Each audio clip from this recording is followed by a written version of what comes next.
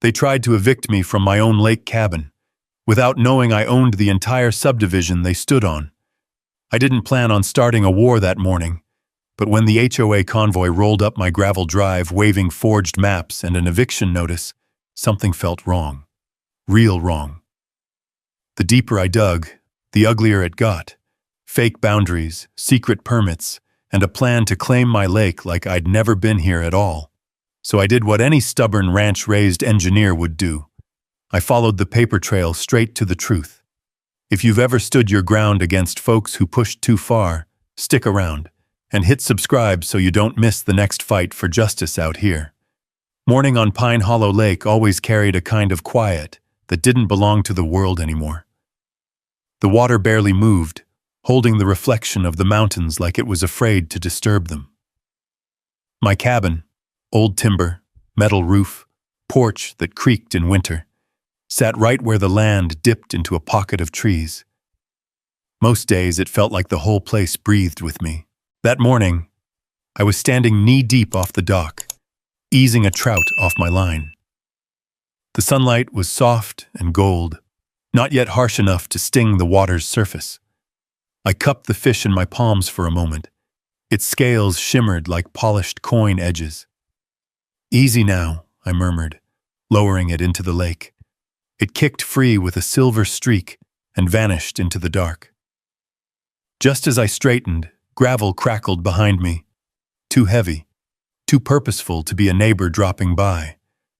I turned, and the quiet of the morning snapped like a twig. 3 SUVs rolled up my drive in a tight column, dust swirling behind them. The first one, a spotless white Lexus, stopped hard enough to send pebbles skittering. The door flew open before the engine even cut.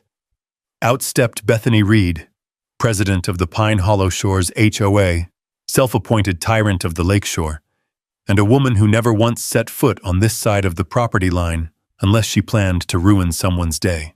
She wore a tailored pink blazer that didn't match the wilderness, sunglasses as wide as horse blinders, and a frown carved deep enough to split granite. Behind her climbed out 2 board members I barely recognized, clipboard types, always craning their necks over other people's fences. Bethany didn't bother with hello. She marched toward me like she owned the ground under her shoes. "Mr. Cole, we need to speak immediately." I wiped my wet hands on my jeans, still standing on the dock in rubber waders. "Morning to you too, Bethany. Something wrong? Grass too green? Cabin too rustic? Fish too fishy?" She didn't blink. Humor died somewhere around the time she laminated her first HOA rules packet.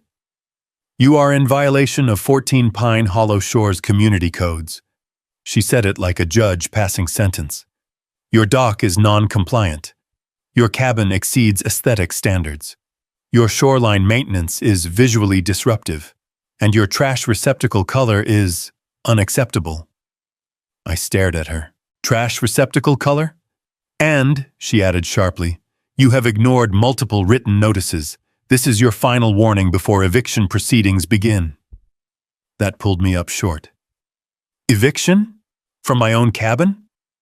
I stepped off the dock, boots sinking into wet dirt.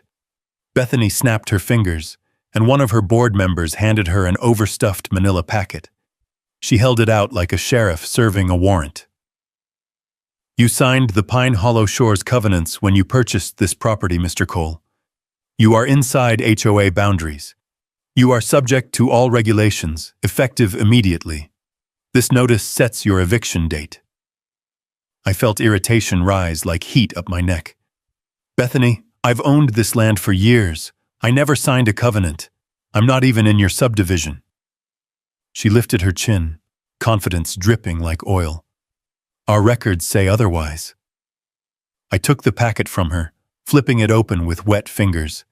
Inside were photographs of my cabin, my home, marked with red digital circles, bold violation codes, and a boundary map I'd never seen.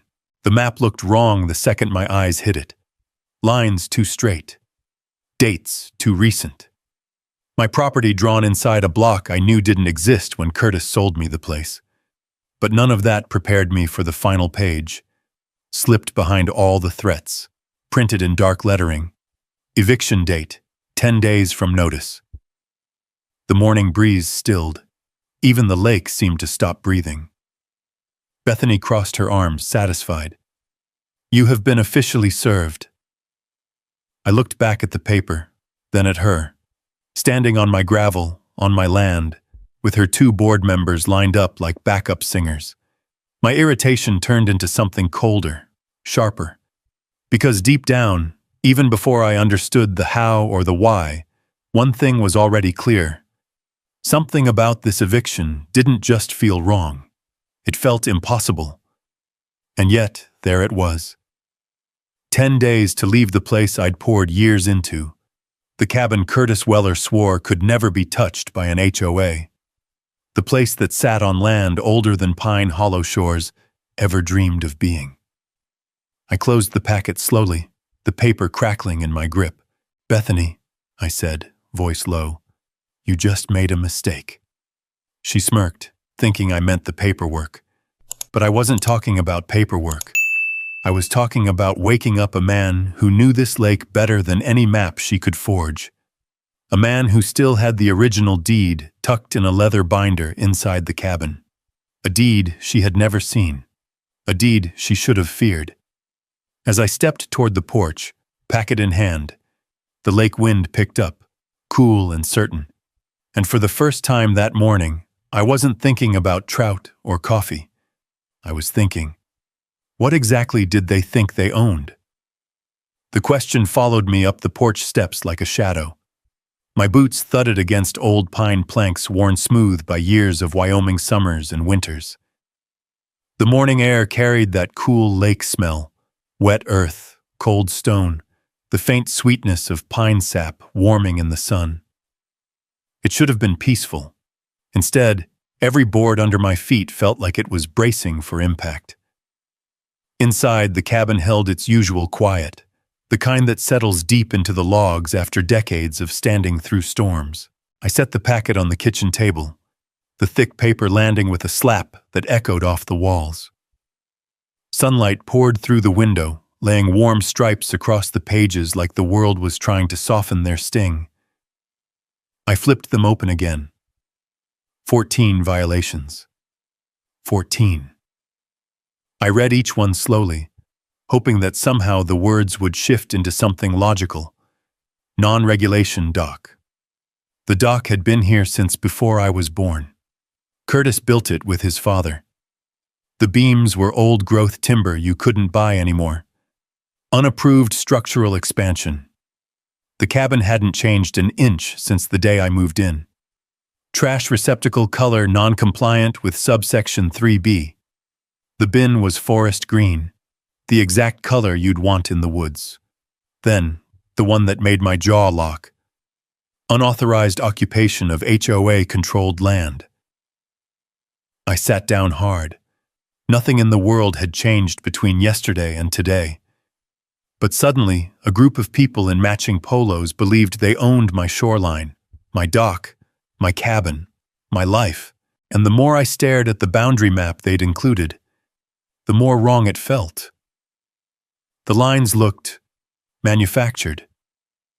Clean digital strokes cutting across land I'd walked 1,000 times. No contour markers. No survey stamps. Just a pretty shape drawn around my cabin like someone lassoed it in Microsoft Paint. The date in the corner read 2022. The genuine county map I'd seen when I bought the place was from 1950.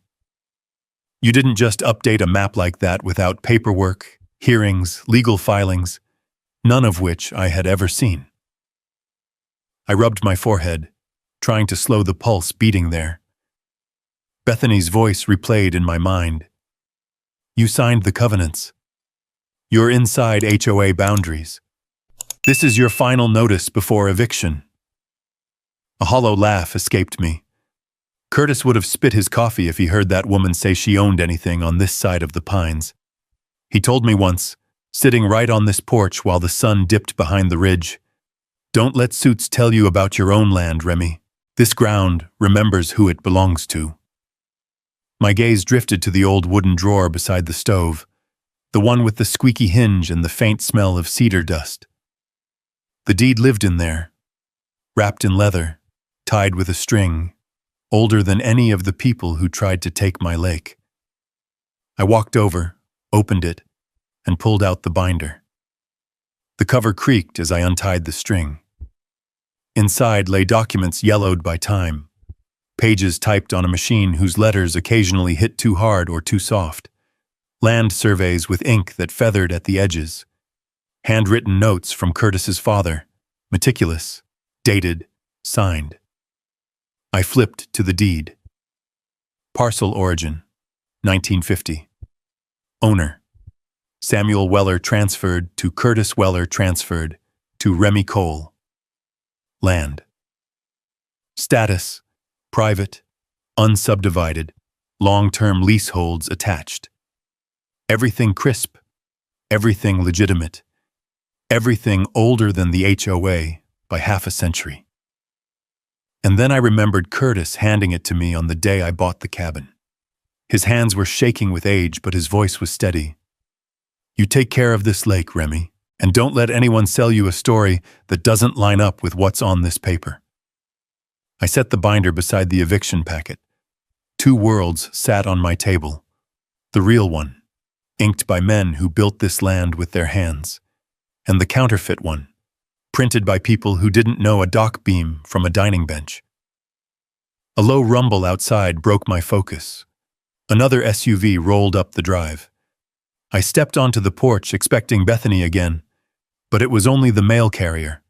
An older man, hat pulled low, bag slung over his shoulder. He waved. Morning, Remy. Got something for you. He handed me a thin white envelope. No return address.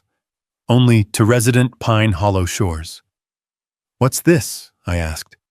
He shrugged. Been getting a lot of these lately. HOA newsletter or something. I opened it. Inside was a one-page notice. Effective immediately, Pine Hollow Shores HOA has expanded boundary jurisdiction to ensure unified community standards.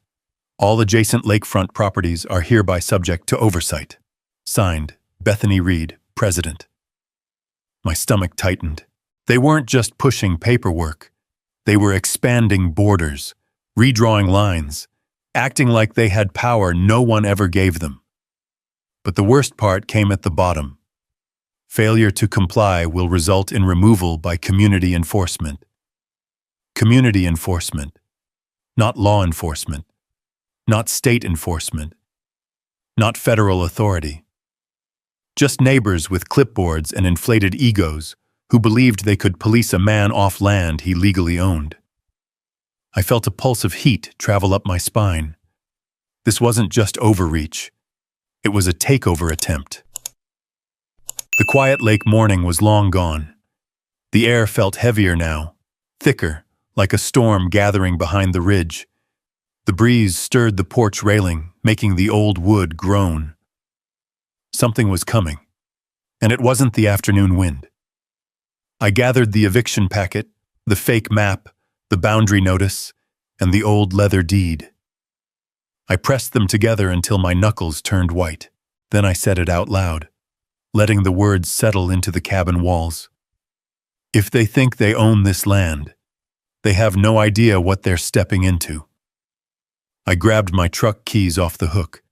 It was time to call Sarah. As I reached for the door, my phone buzzed with a message from an unknown number. Mr. Cole, this is urgent. Please contact us immediately regarding Pine Hollow Shores enforcement actions. Enforcement. That word again. And suddenly, the eviction wasn't the scariest part anymore. Enforcement. A thin little word, printed in cheap ink, but it hit with the weight of a steel gate slamming shut. I turned the phone over in my hand, the message staring back at me like a threat dressed up as a courtesy. The wind picked up across the lake, pushing a cold ripple toward shore. A few loose pine needles skittered across the porch, tapping against the boards like impatient fingers. I locked the door behind me and stepped toward my truck, feeling that old familiar tightness behind the ribs. the kind that shows up when trouble pretends it has authority. The gravel crunched under my boots as I climbed into the cab. Dust rose behind the tires as I backed out onto the narrow road that wound through the pines. The trees leaned in overhead, their tall shadows draped across the hood. The lake disappeared behind me, swallowed by the curves of land that had been untouched for generations. I pulled my phone from the dash mount and hit the contact I knew by heart. Sarah Mitchell picked up on the second ring. "Remy? What's going on? You sound like you swallowed a porcupine." I exhaled. "Sarah, the HOA rolled in this morning. 3 SUVs, they're trying to evict me." There was a pause, not the confused kind, the angry kind. "They can't evict you. You're not under their jurisdiction." "According to them, I am now." I steered through the bend, the tires thumping over a patch of exposed roots. They gave me 14 violations, claimed I signed covenants. They handed me a boundary map with my cabin drawn inside their subdivision. Her voice sharpened. "A new map?" "Brand new, too clean, too perfect." I hesitated, remembering the wrongness of those lines. And I got a letter in the mail saying they extended jurisdiction to adjacent lakefront properties. Silence again. Then, "Oh, that's bad. That's very bad." "I saved the worst for last," I added. They used the word enforcement twice. Sarah cursed under her breath. Quiet, clipped, controlled. The attorney version of panic.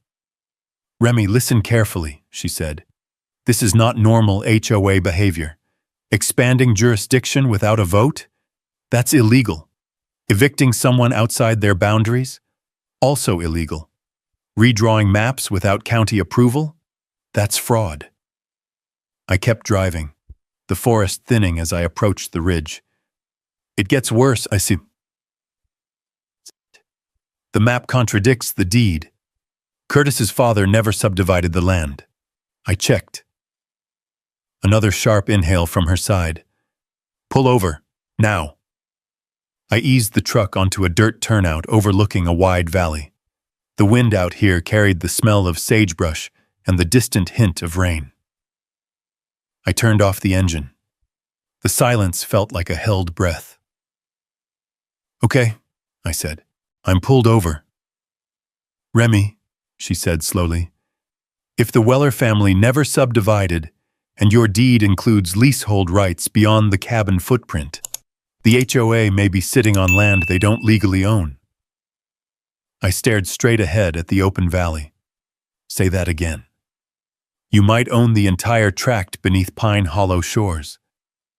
A bird screeched somewhere overhead, circling in the wide blue. "That can't be real," I said softly.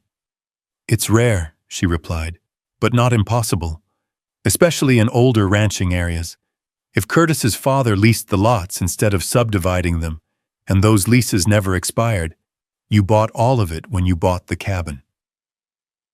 The leather-bound deed flashed in my mind. Its yellowed pages, the worn signatures, the words long-term leaseholds attached. That phrase I'd always skimmed over, assuming it meant backyard rights or access paths.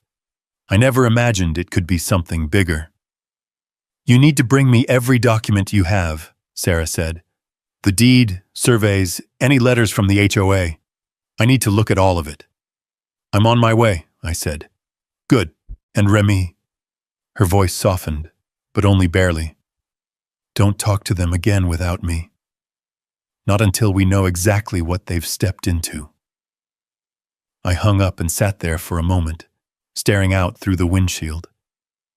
A storm cloud was forming over the ridge, dark and heavy, dragging its shadow across the valley floor. The wind picked up, rattling the truck's mirror. The world had shifted today. Not violently, not loudly, but with the quiet force of a fault line settling beneath your home. And now every step forward felt like dangerous ground. I started the engine again and headed toward town, the pines bending with the growing wind. The road narrowed through a canyon, the sunlight breaking into fractured beams across the hood. My mind raced ahead of the tires. If Sarah was right, if the HOA built their kingdom on land they didn't own, then Bethany Reed wasn't just wrong. She was trespassing. And every fine, every threat, every piece of paper she shoved under someone's door was standing on stolen ground. As I reached the outskirts of town, dust trailing behind me, my phone buzzed again. Same unknown number. This time I answered. A clipped voice said, "Mr. Cole, this is Pine Hollow Shores Enforcement Division. You have failed to respond to urgent notices. We require immediate access to your property for inspection. Refusal to comply will result in escalation." The road curved sharply, but for a moment I forgot to steer. "Who is this?" I demanded. But the line went dead. I gripped the wheel, knuckles white, heart hammering. That wasn't a neighbor. That wasn't a volunteer. That wasn't some clerk with a clipboard.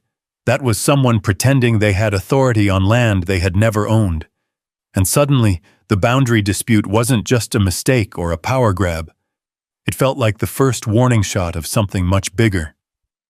As I pulled into town, storm clouds rolling in behind me, one question burned louder than the rest. What exactly was Pine Hollow Shores trying to build on my land? The quiet little main street of Pine Bend sat under a sky turning the color of tarnished steel. Porch flags flattened against storefronts in the rising wind. A few folks looked up as my truck rolled past, nodding, then looking again, like they sensed something was wrong simply by how fast I was driving. I parked in front of Sarah's office, a narrow red brick building tucked between the feed store and the post office. The doorbell jingled when I stepped inside. The scent of old books, printer paper, and pine cleaner mixed in the air. Sarah stood behind her desk, sleeves rolled up, hair pulled back, a stack of legal binders open in front of her. She took one look at my face and shut everything she was doing. "Show me," she said. I dropped the packet, the boundary notice, and the deed onto her desk. The storm outside pressed against the windows as the first drops of rain tapped the glass. Sarah spread the documents out, her brows lowered immediately. "Let's start with the obvious," she muttered, sliding the fake map beside the deed's original survey. "These aren't just different, they're from different centuries. Look here." She tapped the corner of the HOA map.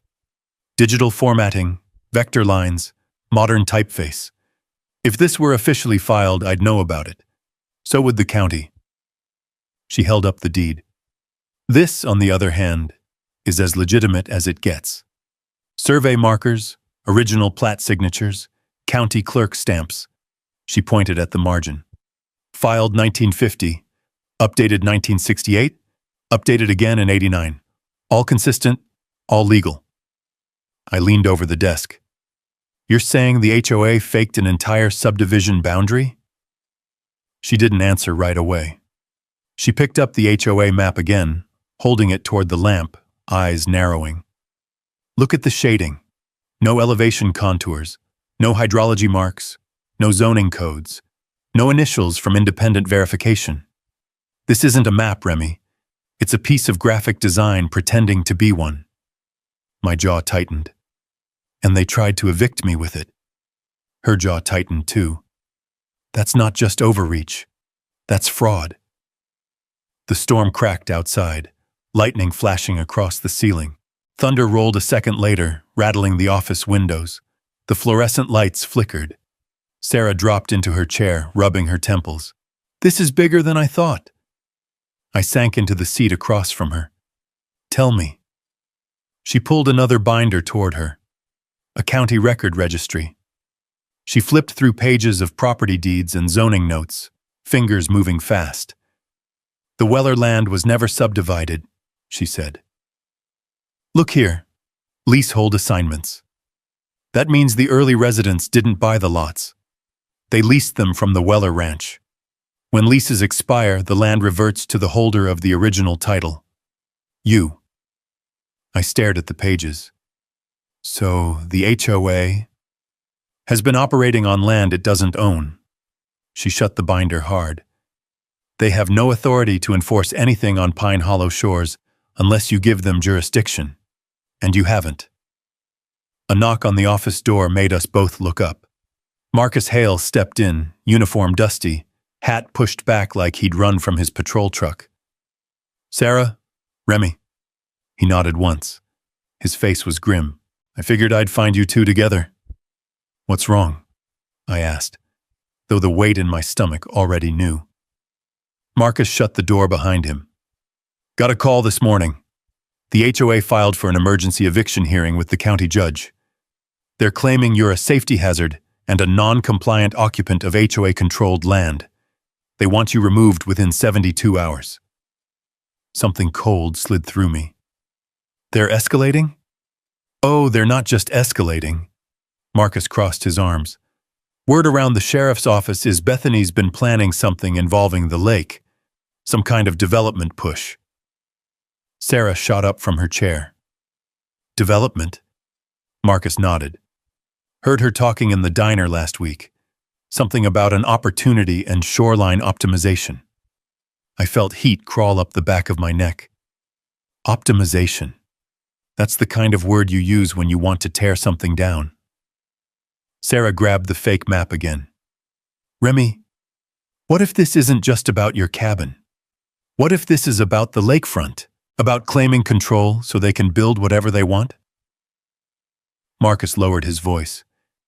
"You're not the only one they've targeted.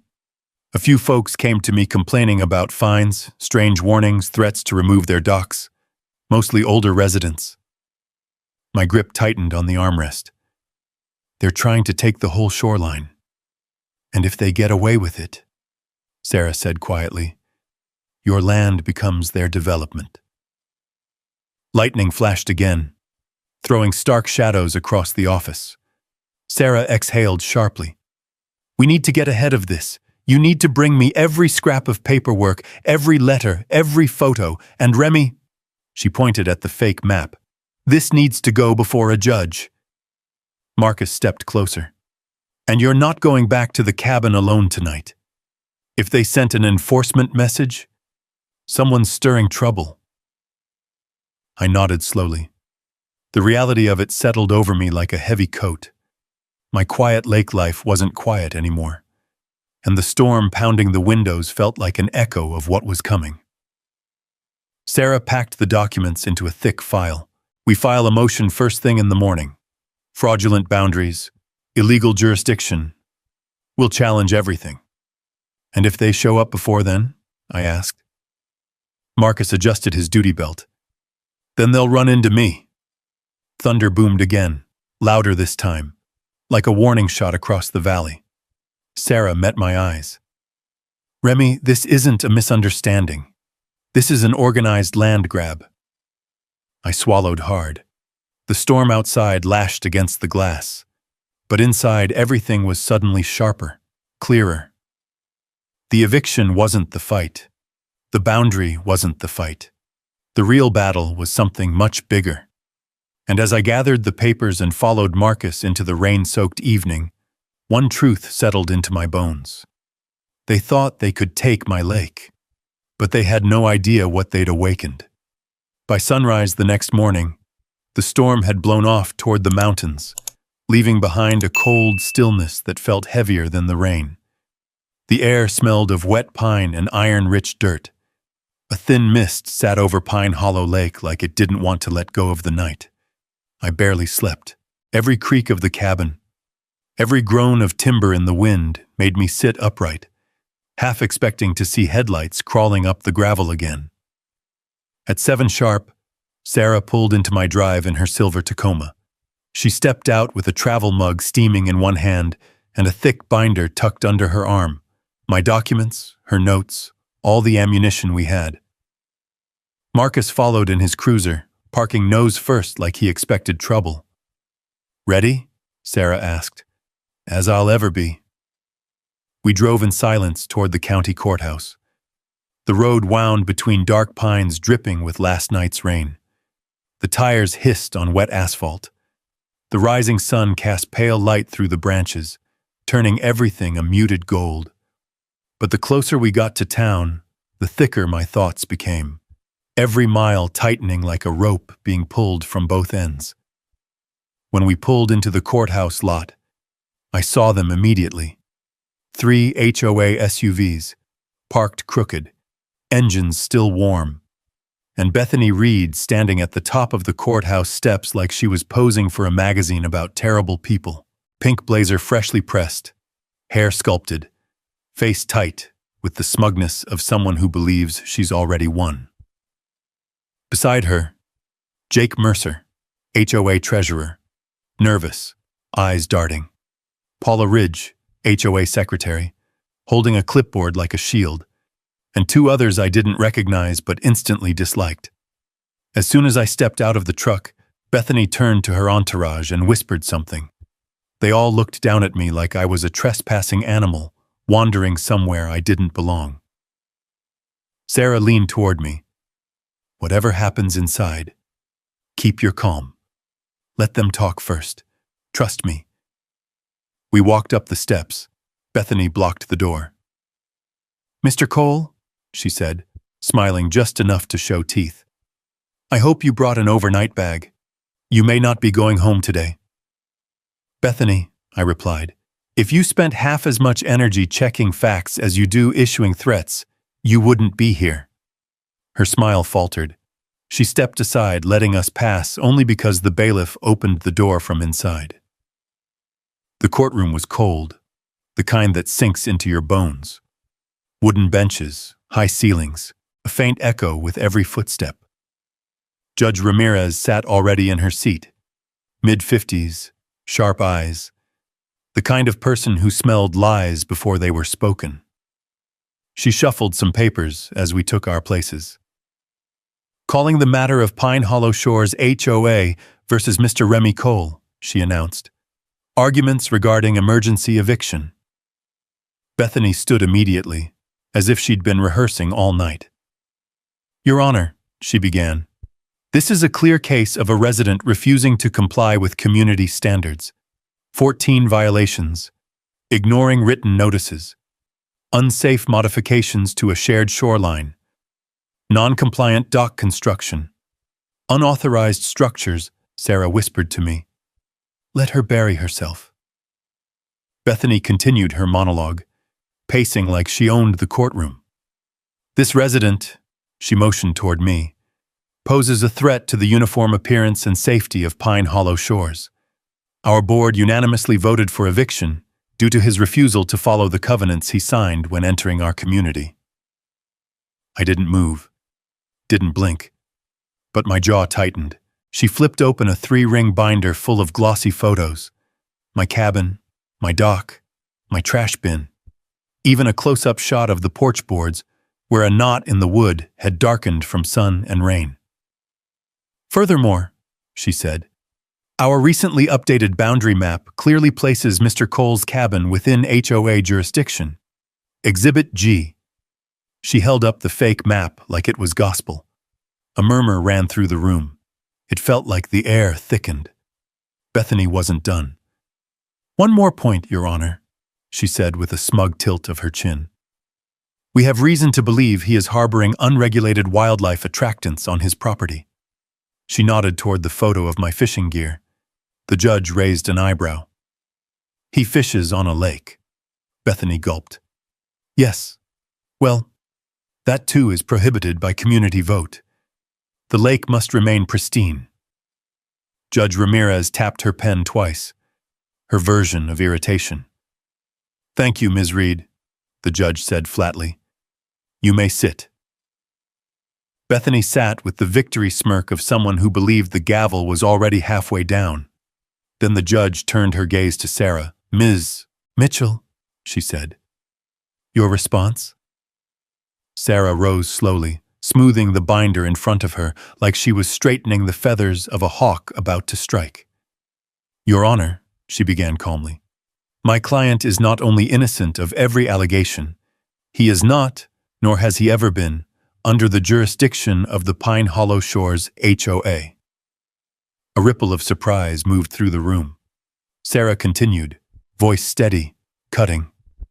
The boundary map submitted by the HOA is not a county-recorded document. It lacks elevation contours, official seals, survey signatures, and legal filing dates. In short, it is a forgery. Bethany stiffened. Jake Mercer wiped sweat from his forehead. Sarah opened the binder and laid down the original deed, carefully, reverently, like she was placing a stone tablet before the court. "This," she said, "is the official Weller Ranch deed, filed in 1950. Updated consistently over decades, it proves Mr. Cole owns private land that predates Pine Hollow Shores by more than 60 years. She slid the forged map beside it. "And this," she tapped it once, "is a fabricated boundary manufactured to seize control of property they do not own." Even the judge leaned forward. Sarah didn't stop. "The HOA has no authority over Mr. Cole's land. They cannot evict him. They cannot fine him. They cannot rewrite boundaries. And they certainly cannot threaten him with something called community enforcement." The room went dead silent. Then Sarah delivered the line that cracked everything open. "Your Honor, this is not an eviction case. This is a case of attempted unlawful jurisdiction, boundary fraud, and misuse of HOA power." The judge looked at Bethany, hard. Bethany's confidence bled out of her face. For the first time since the hearing started, she looked scared. Judge Ramirez lifted the original deed, studied the signature line, and raised her eyebrows slowly, deliberately, before saying, "Ms. Reed, did you or any member of the Pine Hollow Shores Board verify land ownership before enforcing your covenants?" And Bethany had no answer. Her mouth opened, then closed again, like a fish gasping on a dock. A crack formed in her polished composure, spreading beneath the surface like a hairline fracture in porcelain. Jake Mercer shifted in his seat. Paula stared down at her clipboard, as if it might burst into flames. The silence in that courtroom was thick enough to feel. Even the hum of the ceiling lights seemed to fade. Judge Ramirez tapped the corner of the deed with her pen. "This document predates your HOA by decades," she said. 63 years, to be exact. Bethany straightened abruptly, grasping for footing. "Your Honor, everyone signs the covenants when they move in. It's standard procedure." "And yet," the judge said, sliding the original deed back in front of her, "Mr. Cole did not sign, nor is his parcel listed in any subdivision records. Nor did your HOA confirm land ownership." She paused. "Miss Reed, that is negligence at best. Fraud at worst." Bethany flinched like the word struck her physically. Sarah remained perfectly calm beside me, hands folded, expression carved from stone. Meanwhile, my heart thumped so hard that I could feel it pulse behind my ribs. I wasn't used to sitting in rooms where truth suddenly became heavier than any hammer. The judge looked at the fake map again. Then she frowned. "And there's something else." She leaned down, pulled a magnifier from her drawer, and examined the corner of the HOA map. After a moment, she held it up. "This map," she said, "contains a watermark from a graphic design platform. Not a county survey, not a civil engineering firm, a website." The courtroom reacted with an audible shift of chairs and murmurs. Sarah didn't smile, but her eyes did. The judge turned sharply to Bethany. "Ms. Reed, did you create this document?" Bethany's face flushed red. "Absolutely not," she sputtered. Our board handles documentation. I oversee." "So you submitted a boundary revision to this court without verifying its authenticity?" The judge cut in. Bethany swallowed hard. "We believed it was accurate." "Believed," the judge repeated, "not confirmed." She tapped her pen again, this time with finality. "Ms. Mitchell, continue." Sarah stood smoothly. "Your Honor, the forged map is only one part of the problem. Mr. Cole has received multiple notices threatening community enforcement, a term not recognized by law." The judge nodded. "I am aware." "Additionally, Sarah continued. Mr. Cole received a letter claiming the HOA expanded jurisdiction to include adjacent lakefront properties. No such expansion was filed with the county. Pine Hollow Shores has no legal authority beyond its original subdivision boundaries. Sarah laid down another document, my deed's supplemental notes. Furthermore, she said, her voice rising just a notch, the Weller land grant includes a non-transferable leasehold system, meaning no land was sold, only leased, and those leases are still active, which means… The judge raised a hand. I understand. Mr. Cole owns the underlying land. A ripple of breath left my lungs. Bethany choked on air. That's absurd, she hissed. He owns one cabin, one! He can't own the entire subdivision. Judge Ramirez lifted the deed again. Legally, he does. Bethany stumbled backward into her seat, gripping the armrest like it might save her from sinking. Jake Mercer whispered something to her, something shaky, but she didn't respond. The judge turned her attention to the HOA binder Bethany had brought. She opened it, flipping through pages of photos of my cabin, my dock, even my garbage bin. She studied each picture for a moment before closing the binder with a sharp thud. Ms. Reed, she said, your eviction petition is based entirely on unverified documents and authority you do not possess. Her voice echoed through the room, calm but carrying the force of a gavel itself. Then she looked directly at me. Mr. Cole, this court acknowledges your legal ownership of the land beneath Pine Hollow Shores. My breath hitched. Hearing it said out loud, official, final, court-recorded, felt like the air around me had shifted. But the judge wasn't done. This court also recognizes that the Pine Hollow Shores HOA has overstepped its jurisdiction, submitted falsified documents, and attempted unlawful eviction. Gasps filled the room. One man in the back muttered, "Knew it," under his breath. And therefore, Judge Ramirez continued, their actions today will be reviewed under the lens of potential civil fraud. Bethany's hands trembled. Sarah looked at me from the corner of her eye, silent, steady, victorious. But then the judge reached for another file, one we hadn't brought. This, she said, sliding it forward, was submitted to this court earlier this morning. I leaned forward. What is that? I whispered.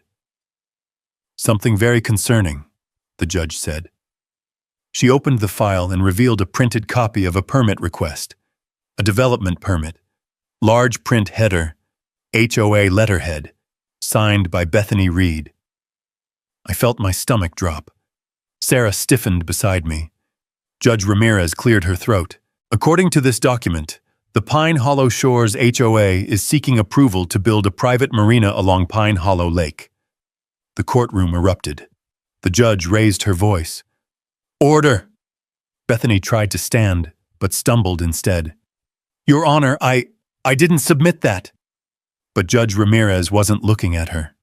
She was looking at me. And Mr. Cole, she said, this permit lists the proposed construction site as your shoreline. The pencil in my hand snapped clean in two. Every sound in the room blurred into a distant hum. The judge closed the folder. We aren't finished, but we have enough here to halt all HOA actions pending further investigation. Her voice softened, but only slightly. Mr. Cole, I strongly suggest preparing for the likelihood that this HOA intended more than eviction. As the gavel fell, Sarah leaned toward me and whispered, barely audible, Remy, they weren't trying to take your cabin. They were trying to take your lake. Sarah's whisper echoed in my head long after the gavel fell.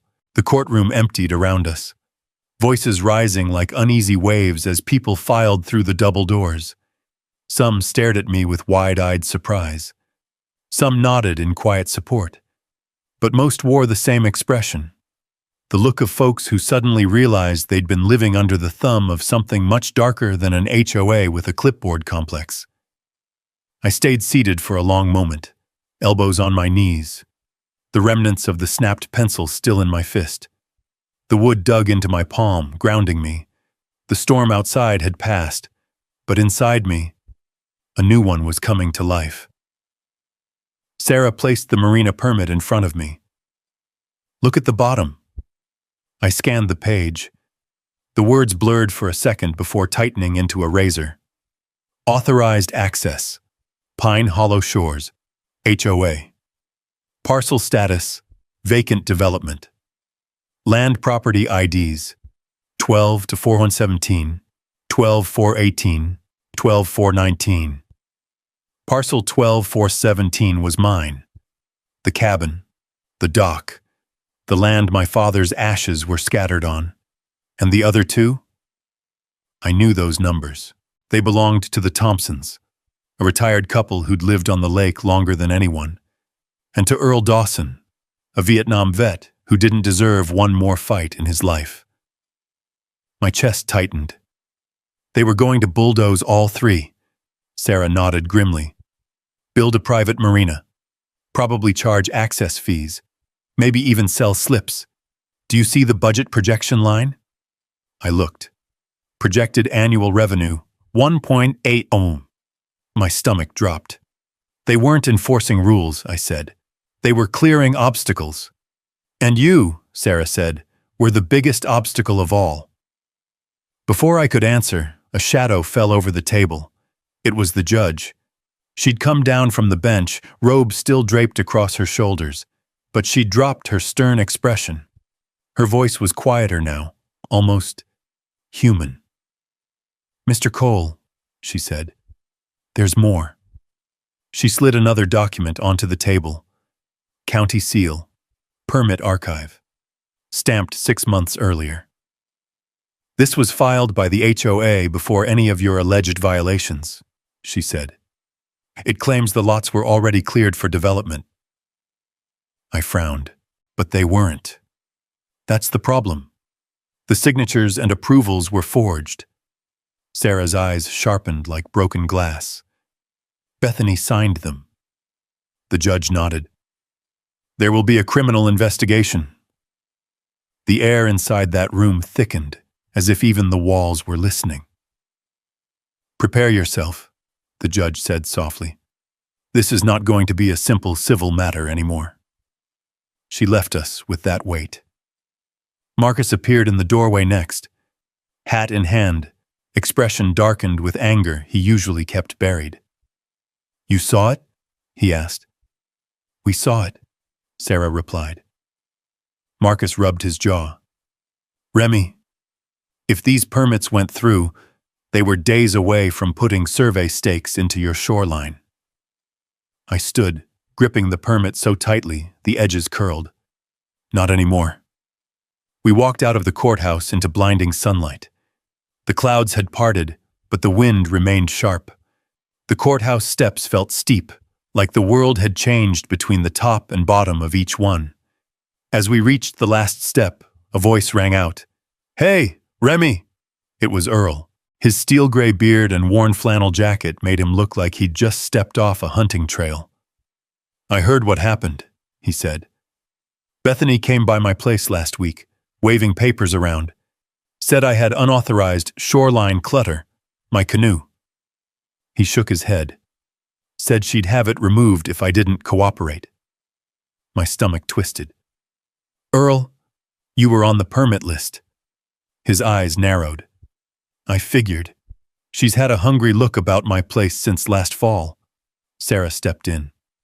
We're going to fight it, but I need everyone Bethany threatened to give statements.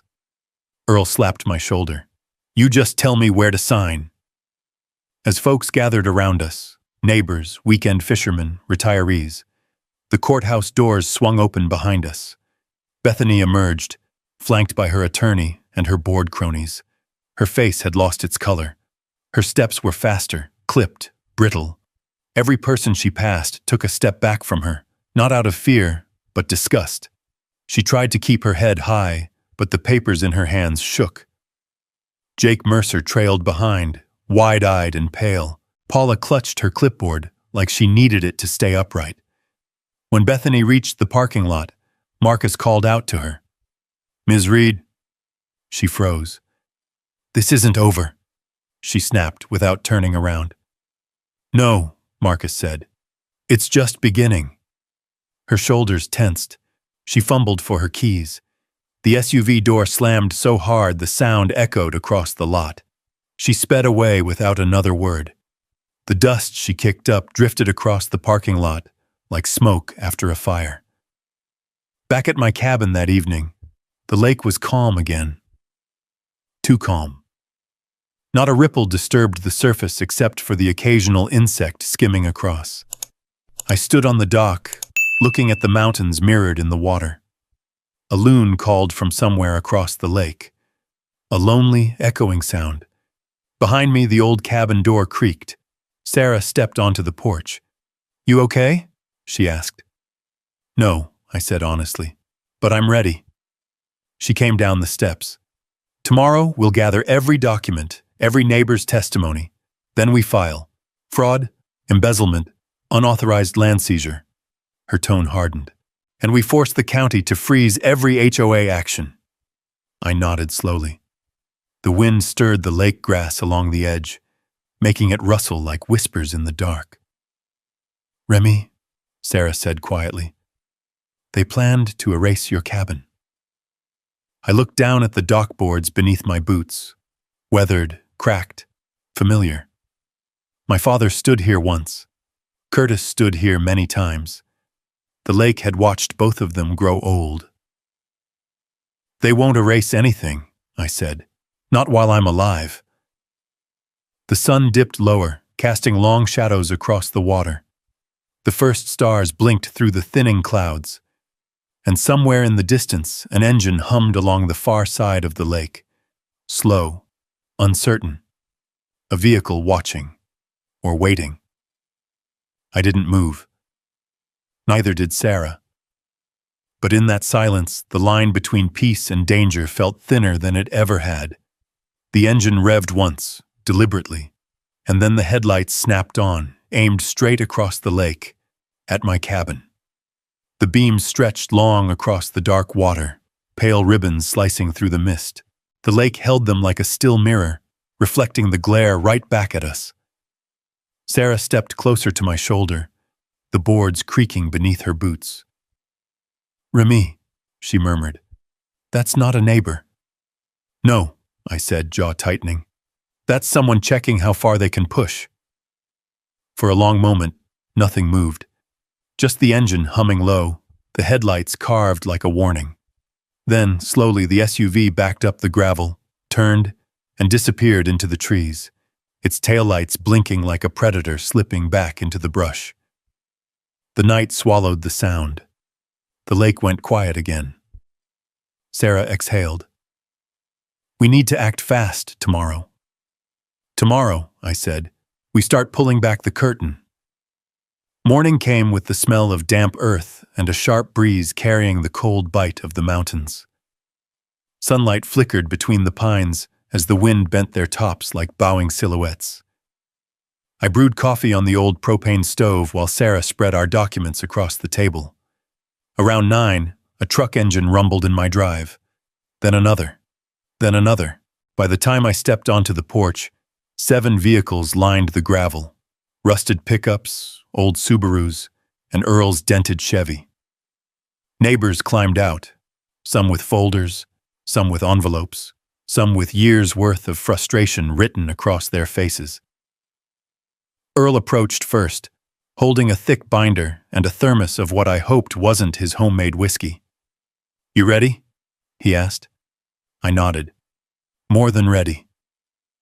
Behind him came Tia Marsh, the nurse from across the ridge, holding a stack of printed letters with sticky notes marking dates. She looked tired, like someone who'd fought her battles quietly for too long. "Bethany fined me for having wind chimes," she said.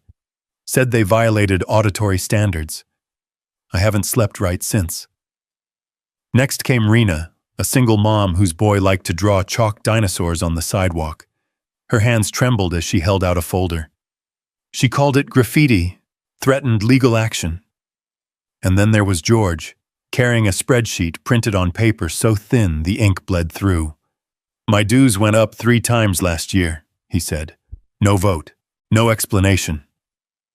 More neighbors stepped forward, each with a story worse than the last. Fines for porch plants, warnings for non-compliant bird feeders, attempts to order them to cut down healthy trees. Every one of them looked relieved, finally being believed. Sarah sat at a folding table we set up under the pines, pen in hand, glasses perched low on her nose. She listened to each story carefully, her expression tightening as the pile grew taller. "Fraudulent enforcement, fraudulent fines, fraudulent jurisdiction," she muttered. "This is a full pattern." Marcus arrived next, stepping out of his patrol cruiser. He didn't wear his hat this time, just the badge on his belt and a tired look in his eyes. "Word's spreading," he said. "Folks are waking up." He placed his own folder on the table, copies of complaints he'd received over the last year, filed and somehow lost by the HOA's administrative pipeline. The morning air filled with the scent of pine needles crushed under boots, fresh coffee, and the sharp paper smell of old letters pulled from storage boxes. People talked, vented, shook their heads at the absurdity of what they'd endured. And all the while, the stack of evidence grew like a rising tide. At some point, someone asked, "Remy, what now?" I looked at the lake beyond the trees, its still surface broken only by a breeze, carrying soft ripples toward shore. The mountains stood behind it, patient, old, unyielding. "We fight," I said simply. "With truth, with paper, with law." Sarah nodded firmly beside me. "We'll file a motion to suspend the HOA entirely. We already have enough evidence for injunction." "What about the marina?" Earl asked, voice low and rough. Sarah's mouth tightened. "The judge has already flagged it. The county will halt any attempt at development until this is settled. But once we file these affidavits, the weight shifts." The neighbors exchanged glances, relief mixed with anger, and something new, resolve. "Tia," Sarah said, "your letters will help prove harassment." "Rena," she added, "your chalk violation supports the claim of arbitrary enforcement. George, your spreadsheets show financial misconduct." People began lining up to sign sworn statements. Marcus notarized them one by one. Pens scratched, papers flipped. Hands trembled, but signatures were strong. The air buzzed with something powerful. Not rage, not fear. Unity.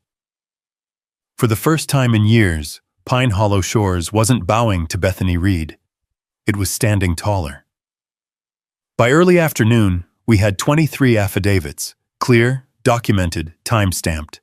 Sarah stacked them neatly, tapped the edges straight, and said, "Let's deliver these before the clerk's office closes." I gathered the folders. Marcus followed us to the truck. "Keep an eye out," he warned softly.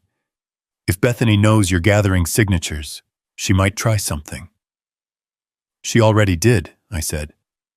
"Last night." Sarah glanced at me. "You think that was her?" "I think it was someone who wanted me to know they were watching." Marcus's jaw tightened. "I'll run patrol past your place tonight." We drove into town. The clerk's office sat beside the courthouse. White siding, metal roof, small American flag out front flapping hard in the wind. Inside, the air smelled of toner and dust. The clerk, a woman with silver hair and kind eyes, looked up as we entered. "Filing something?" Sarah placed the stack gently on the counter.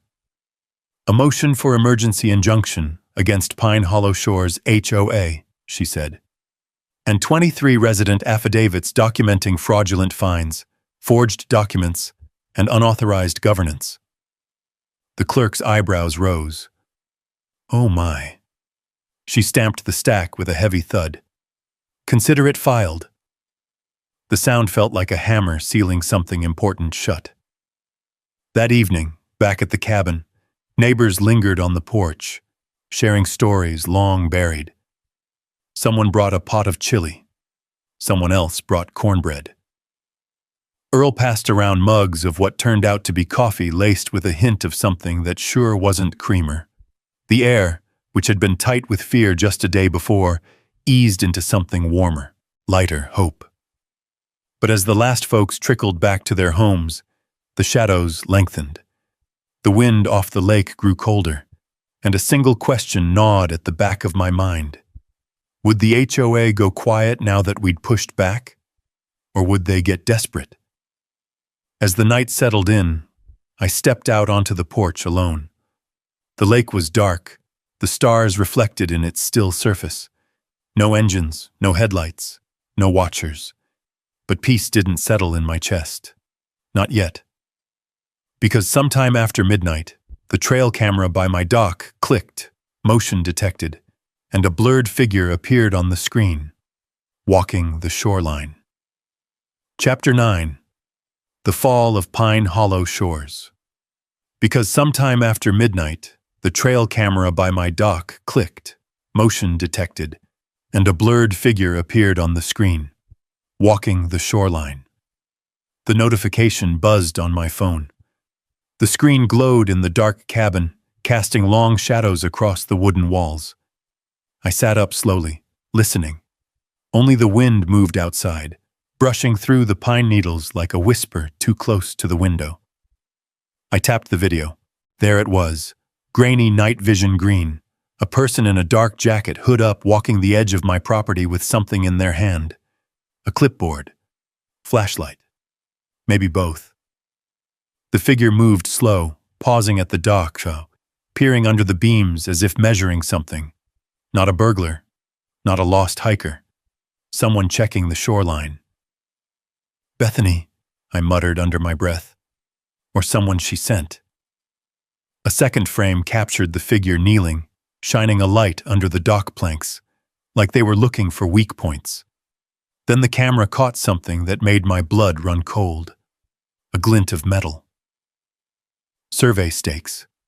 The same kind used to mark development boundaries. I grabbed my boots, but before heading out, I stopped myself. No.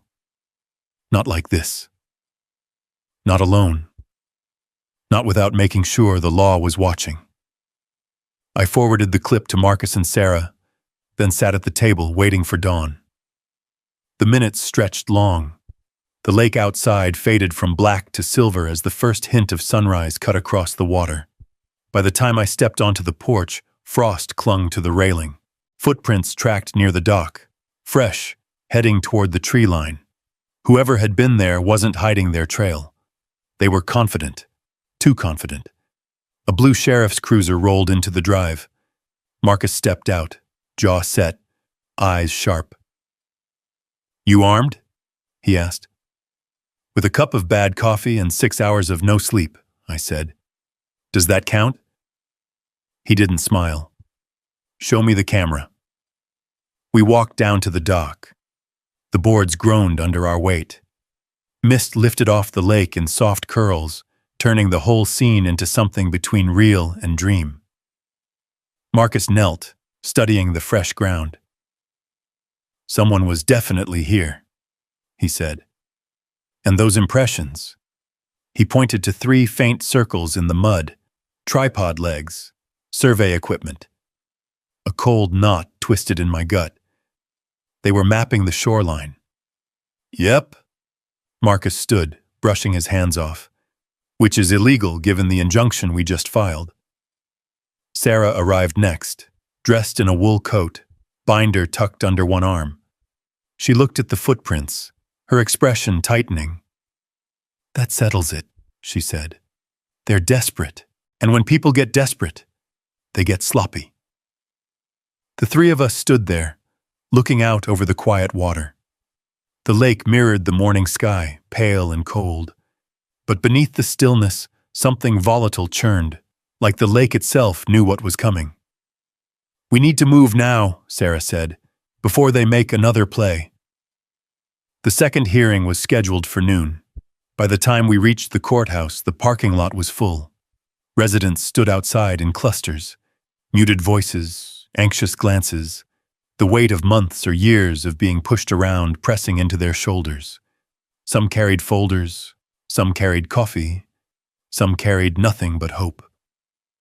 Inside, the courtroom buzzed like a hornet's nest. People lined the walls. Every bench was packed.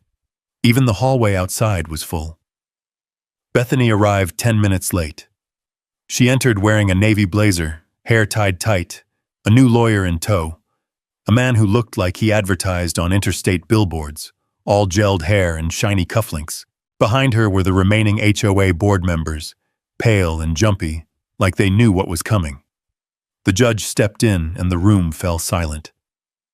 "This court," she began, "has reviewed the evidence submitted regarding Pine Hollow Shores HOA, including witness affidavits, financial discrepancies, and the forged documents presented at the previous hearing."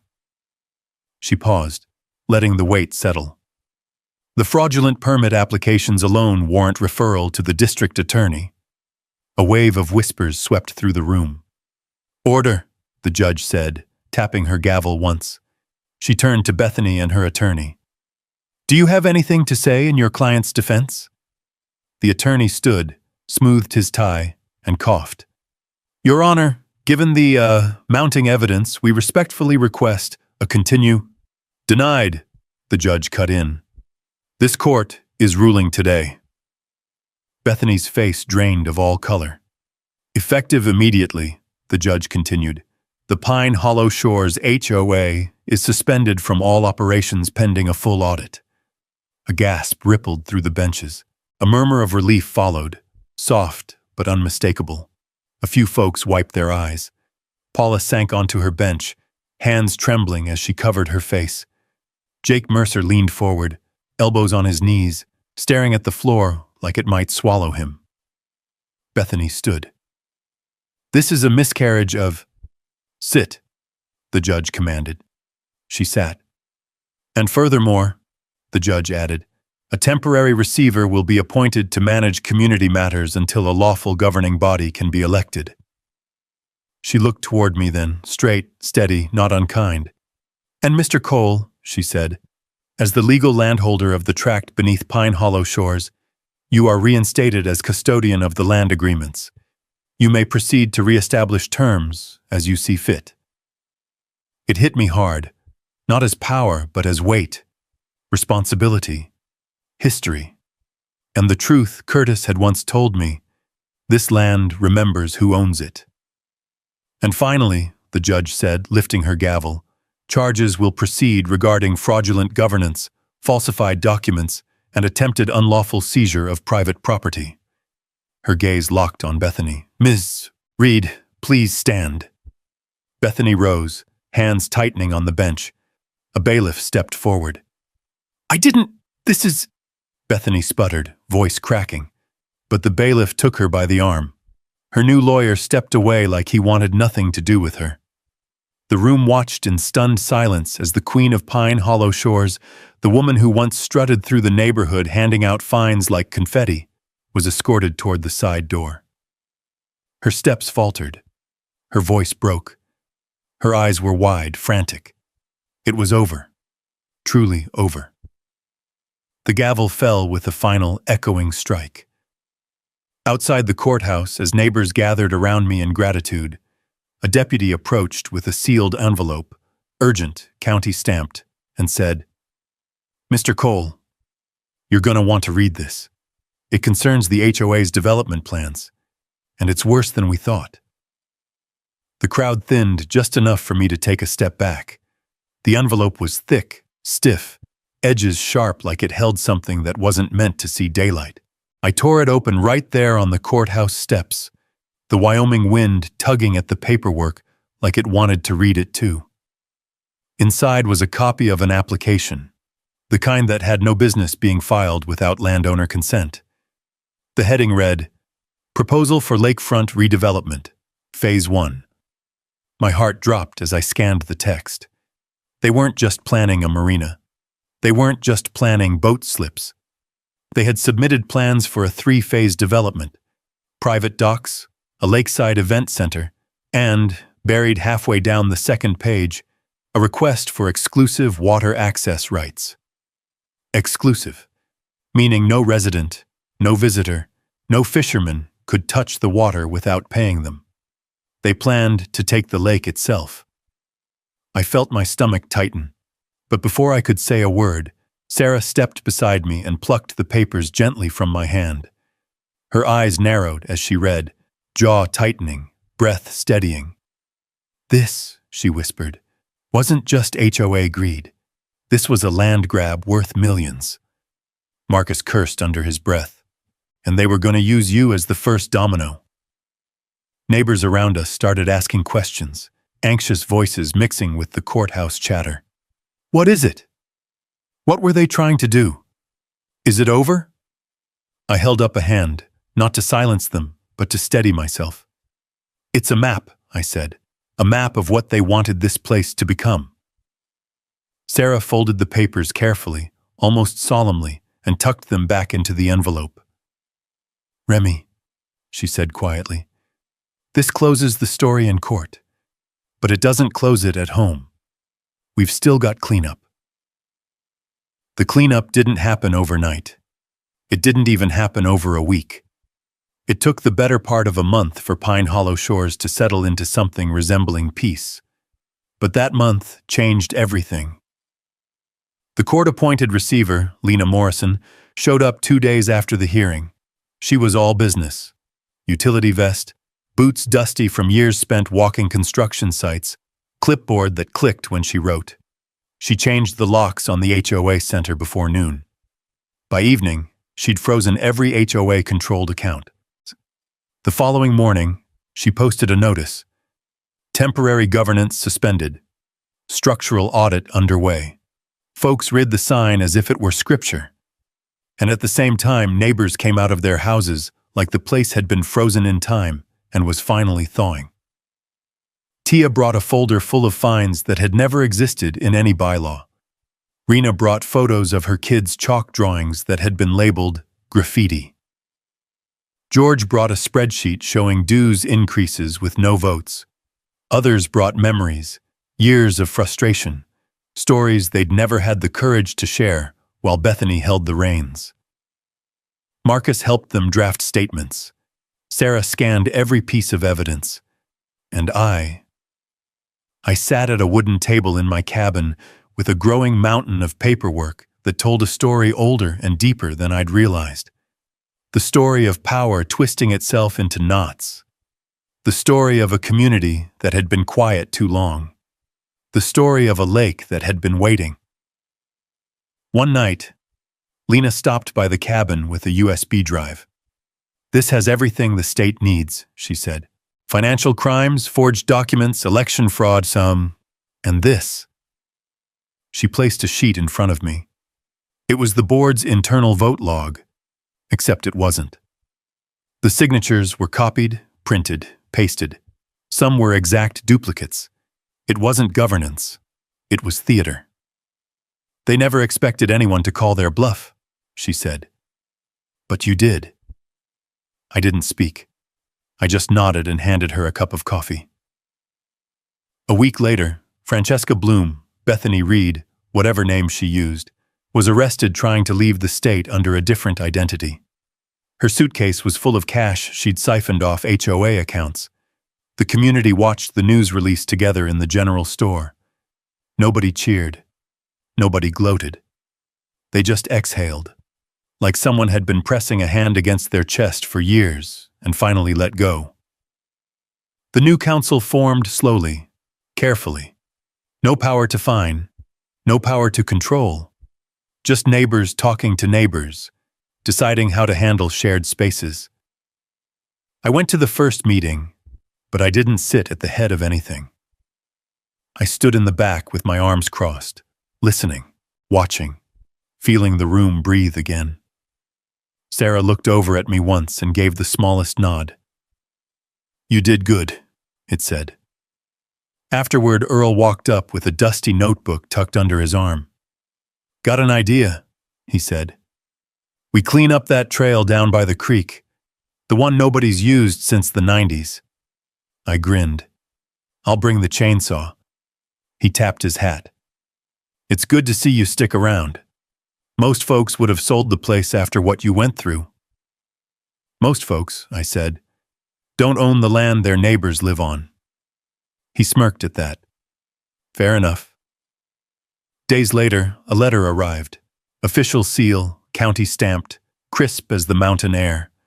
The subdivision's title had been amended. The land beneath Pine Hollow Shores was legally mine, always had been, just buried under paperwork and time. I stood on my dock that evening, the boards warm from the day's sun, the lake glass still beneath a pale orange sky. Pine needles rustled behind me. A loon called somewhere across the water. The world was quiet again. Sarah walked up beside me, leaning against the railing. What'll you do with the subdivision now? Nothing, I said. People need to choose how they live, not get told. She nodded. Curtis would have liked that. I closed my eyes as the sun dipped low. Land doesn't need kings, just caretakers. And Pine Hollow finally had one who understood that. For the first time in a long while, the lake, the land, and the people all felt free and quiet. Exactly the way Wyoming meant them to be. If you've ever stood your ground against folks who pushed too far, drop a simple yes in the comments. Justice only works when good people speak up. And if you want more stories about land, backbone, and getting your rights back the right way, go on and subscribe.